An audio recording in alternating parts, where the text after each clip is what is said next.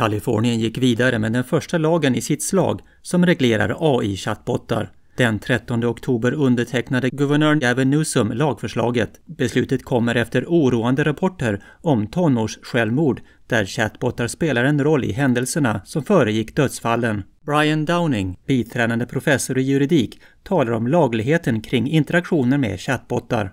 The interesting sort of collapse that has occurred recently is that chatbots are much more like speakers. And so there has been a kind of hashing out in the courts right now, especially in cases involving user suicides where the harm is great and there was communication directly with the user via this chatbot platform. Guvernör Newsom sa, framväxande teknik som chatbotar och sociala medier kan inspirera, utbilda och skapa kontakt.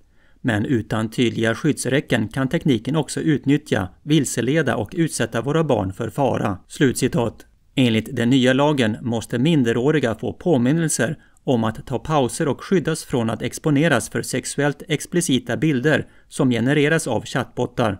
Åldersverifiering kommer också att krävas för att förhindra att barn får tillgång till olämpligt eller farligt innehåll på nätet.